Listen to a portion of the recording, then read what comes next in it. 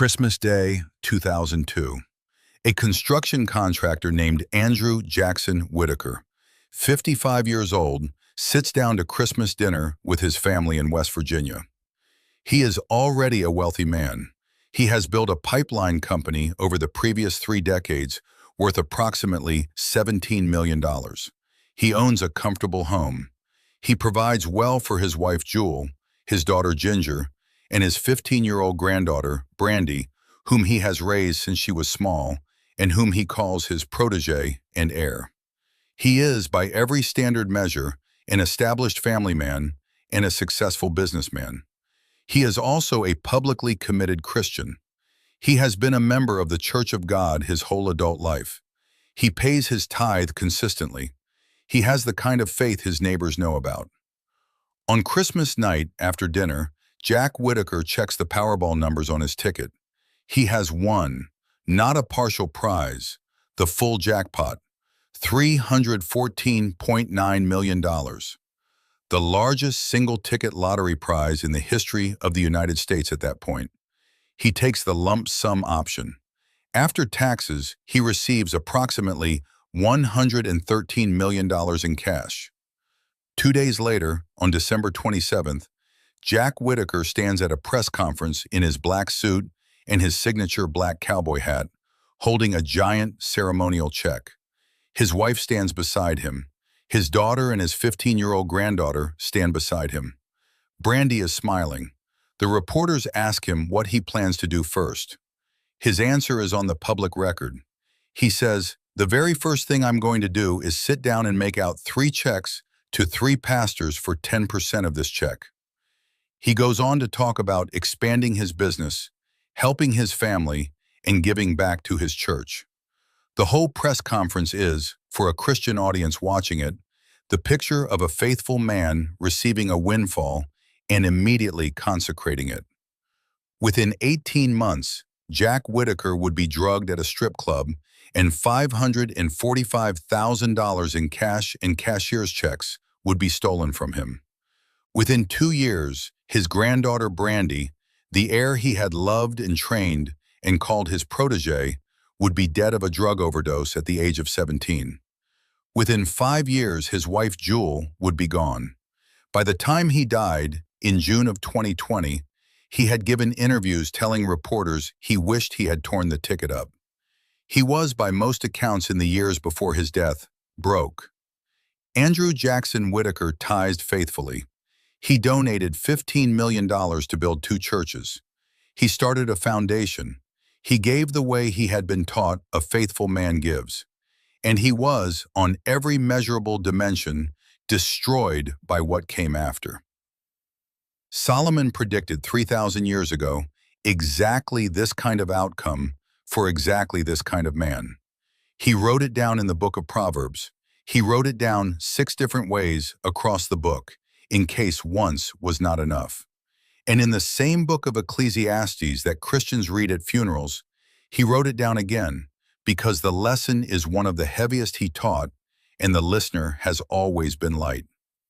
A prayer of release waits for you at the close, not a prayer of confession for the tickets you may have bought. A prayer of release for the fantasy that sudden wealth would solve your life. Stay until we reach it. Before we open the text, drop your city and your country in the comments below. And while you are there, answer one honest question. If you woke up tomorrow morning with $100 million in your bank account, name the first specific thing you would do with it. Not in general, not philosophically, the first specific thing. Pay off the house, pay off your parents' house, give to your church, quit your job, buy land, buy a boat. Name what is true, because what you would actually do in the first week of receiving sudden wealth tells you almost everything about what Solomon spent 6 chapters of Proverbs trying to teach you. First, the data on what actually happens to people who win the lottery, because the popular framing of this phenomenon is itself inaccurate. You have probably heard that 70% of lottery winners go broke within 7 years. That statistic is everywhere. It is on financial advisor blogs, in viral social media posts, in personal finance books.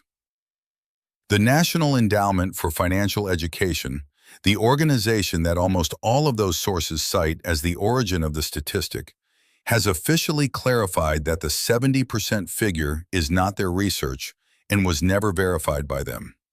Most likely, the number originated from an offhand remark by a participant at a 2001 think tank that was then miscited as research and repeated for 2 decades until it became, in the public mind, an established fact. The actual research, where it has been done carefully, paints a more specific picture. According to the Certified Financial Planner Board of Standards, nearly 1 in 3 lottery winners eventually declares bankruptcy. 1 out of every 3. A survey of 4,000 lottery winners found that 48% had serious financial issues within 18 months of their win. A multi-year study of Florida lottery winners found that those who won between $50,000 and $150,000 had bankruptcy rates similar to winners of much smaller prizes, suggesting that the size of the windfall does not protect against the pattern. The general population's annual bankruptcy filing rate, by comparison, is roughly 0.2%. Lottery winners file bankruptcy at multiples of the rate of the general population. The phenomenon is real. It is real enough that Solomon named it 3,000 years ago, in language so direct that the modern reader, encountering it for the first time, has trouble believing the verses are actually in the Bible. Begin with the central verse, Proverbs chapter 13, verse 11. Wealth gotten by vanity shall be diminished, but he that gathereth by labor shall increase. Read what Solomon wrote slowly. Wealth gotten by vanity. The Hebrew word translated vanity here is Hevel. It means breath, vapor, mist, something that has no substance, no architecture, nothing solid you can stand on. Wealth that arrives like a breath of air, with no labor behind it, has, in the Hebrew framing, no underlying structure to hold it. It is wealth without the architecture that produced it. And Solomon's claim about such wealth is direct. It shall be diminished. Not it might be diminished. Not it could be diminished if the recipient is unwise. It shall be diminished. The verb in the Hebrew is passive and inevitable. The wealth itself does the diminishing. It returns to the vapor it came from. By contrast, the second half of the verse names what does last. He that gathereth by labor shall increase. The gathering by labor is the architecture. The labor produces in the gatherer the skills, the habits, the relationships, the temperament, and the wisdom that are required to hold what has been gathered. The wealth and the architecture grow together. When the wealth grows faster than the architecture cannot hold it, and the wealth returns to the vapor. Solomon is not making a moral judgment in this verse. He is naming a structural law of the universe. Wealth without the architecture that produced it cannot be held. The architecture is the labor. The vanity wealth is the lottery, the inheritance gotten without preparation, the settlement received without context, the viral success that came faster than the character to manage it, the business sale that produced cash the seller had never lived around. Solomon said it again in chapter 20, verse 21. An inheritance may be gotten hastily at the beginning, but the end thereof shall not be blessed. Read what he named. An inheritance gotten hastily. The hastiness is the problem, not the inheritance itself. The inheritance that comes hastily, that arrives without the relational preparation, that lands on the recipient before the recipient has been formed for it, has, Solomon says, an end that shall not be blessed. The blessing is structural, not magical. The blessing requires the time of preparation. The inheritance that arrives without preparation cannot be blessed because there is no architecture in the recipient to hold the blessing. Solomon said it again in chapter 23, verse 5. Wilt thou set thine eyes upon that which is not? For riches certainly make themselves wings. They fly away as an eagle toward heaven. The verse contains the central metaphor of the entire Solomonic teaching on sudden wealth. Riches make themselves wings. They are not stolen by external forces. They are not lost through misfortune. They take flight. They fly of their own accord away from the household that cannot hold them.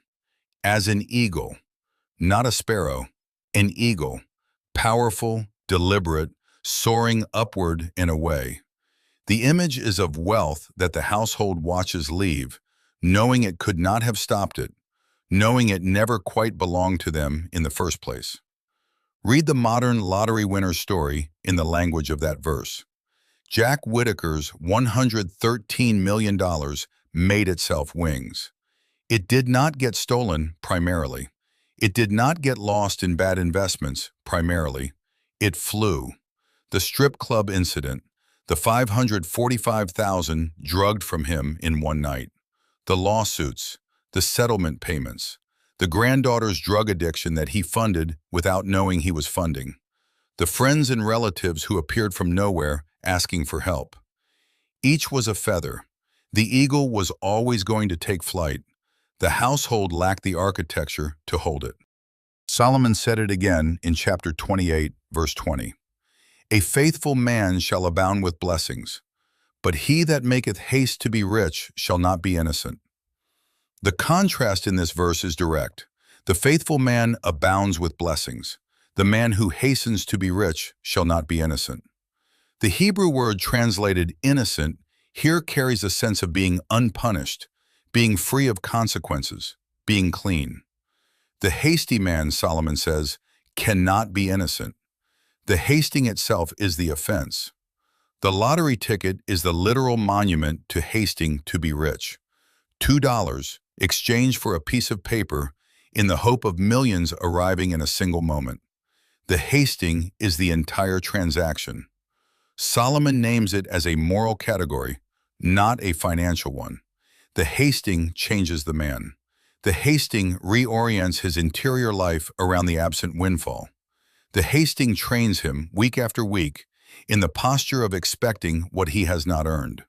And by the time the windfall arrives, if it arrives, he is already a man who could not have held it. And again, in the very next verses of the same chapter, chapter 28, verse 22, he that hasteth to be rich hath an evil eye, and considereth not that poverty shall come upon him. Solomon doubles down. The hasty man has an evil eye. The Hebrew phrase here, ish ra ayin, means literally a man of evil eye, an idiom for greed, for grasping, for the unsettled hunger that cannot see beyond the next windfall. And the consequence Solomon names is specific. The hasty man does not consider that poverty shall come upon him.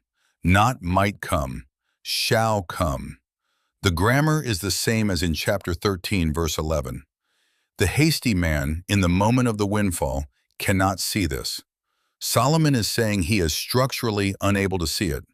The evil eye obscures the future. The man is, in the moment of victory, blind to what is already in motion underneath him. And then, in the book of Ecclesiastes, chapter 5, verses 10 and 11, the same author named the spiritual consequence. Silver shall not be satisfied with silver, nor he that loveth abundance with increase. This is also vanity. When goods increase, they are increased that eat them. And what good is there to the owners thereof, saving the beholding of them with their eyes?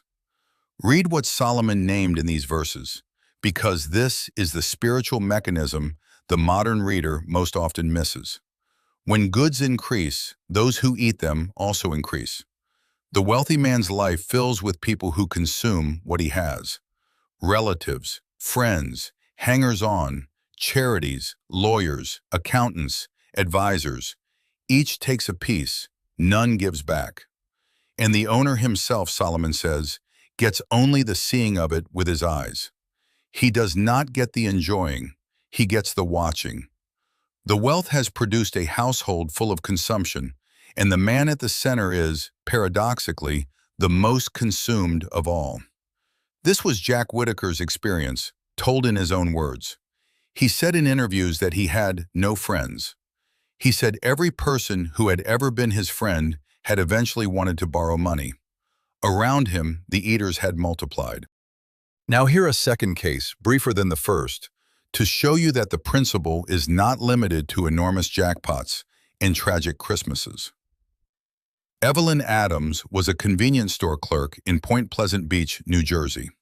In October of 1985, she won $3.9 million in the New Jersey lottery. 4 months later, in February of 1986, she won the New Jersey lottery again, this time for $1.4 million. She became the first two-time winner in the history of the New Jersey lottery. Her total winnings, paid out as annuities, came to $5.4 million. She did not have an enormous jackpot. She had a steady, manageable annual income of $218,000 over 20 years, paid out regularly in amounts that any disciplined household could have absorbed. By the early 1990s, she had lost essentially all of it. The mechanism was different from Whittaker's. Adams developed a compulsive gambling habit at the Atlantic City casinos. She gave away large sums in loans to family members that were never repaid. She made a series of poor business decisions. By 2012, she was living in a trailer park in New Jersey. She gave an interview that year. She said, "I won the American dream, but I lost it too. It was a very hard fall. It is called rock bottom." Adams' total winnings were less than 1/20th of Whittaker's. Her wealth had not arrived as a single, overwhelming flood. It had arrived as a manageable annual income, and it still made itself wings. Solomon's chapter 23, verse 5, did not require an enormous prize to be true. The principle scaled to her windfall as easily as it had scaled to his.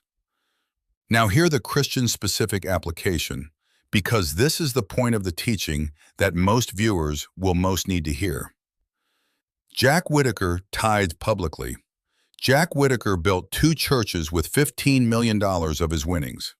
Jack Whittaker started a foundation that gave away substantial sums to people who needed help.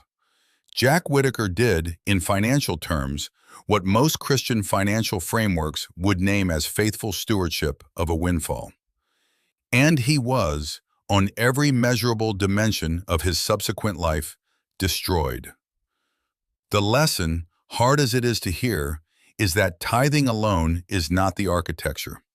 Building a church alone is not the architecture. The architecture Solomon named is deeper than the offering plate. The architecture is the interior structure of a person who has learned, across years of labor, to hold what he has built. The Christian who has not built that interior structure cannot be saved from the eagle by writing a tithe check. The tithe check is good and right and required. The tithe check is not the architecture. This is what Solomon was naming in chapter 13, verse 11. The labor produces the architecture. The architecture holds the wealth. Without the architecture, the wealth flies. The tithe check is the first fruits of the architecture, not the architecture itself. And now hear the generalization, because most viewers of this video will never win the lottery. The lottery is the extreme version of a phenomenon that affects almost every household at some point. The inheritance that comes when a parent dies, the settlement from a lawsuit, the business sale that produces a sudden cash event after 20 years of slow building, the signing bonus on a new job, the viral success that arrives faster than the character to manage it, the unexpected gift from a relative. Each is a smaller version of the lottery. Each tests the same architecture. Each can fly away as an eagle if the architecture is not in place. And here is the principle, written down by Solomon 3,000 years ago, that applies to all of them. Wealth gotten by vanity shall be diminished, but he that gathereth by labor shall increase. The architecture is built by the gathering. If you are gathering, you are building it. If you have not gathered, no windfall will hold. And if a windfall arrives before you have gathered, your work is not to spend it. Your work is to slow down, refuse to deploy it for at least the first year, and use the year to build the architecture that the windfall, by its arrival, has revealed you do not yet have. Andrew Jackson Whittaker died on June 27, 2020.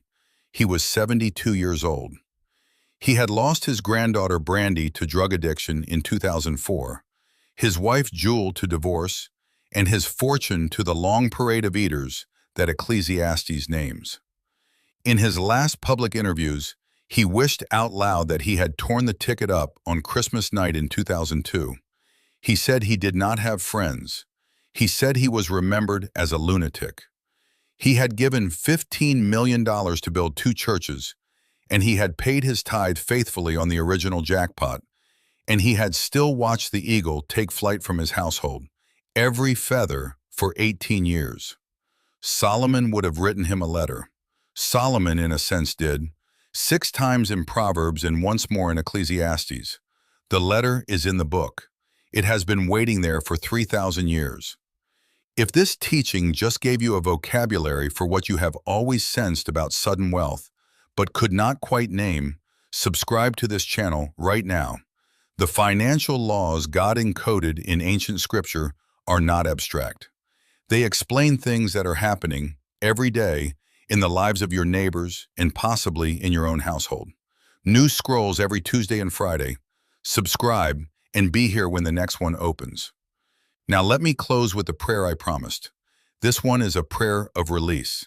We have prayed a release prayer once before on this channel, releasing the framing of interest as the normal cost of modern life. Today the release is different. Today the release is the fantasy, the quiet inner picture that most of us carry of the windfall that would solve our lives. Pray it with me. Open hand, grounded, honest, not dramatic, not pleading. The narrator is setting down a fantasy they have carried. Each we release line lands like opening a fist. Father of every household, the God who knows what we have not yet received and what we have never named to anyone, even ourselves. We come today with the fantasy, the inner picture, the daydream of the windfall that would, in a single moment, end the worry. Pay off the house, pay off our parents' house, give to the church, quit the job we are tired of, buy the land we have been driving past for years, help the child whose situation we cannot fix any other way. We name the fantasy, and today we release it. We release the picture of the lottery ticket that will solve our life. We release the daydream of the inheritance that would arrive in time to change what is broken now. We release the hope of the windfall that would substitute for the architecture we have not yet built.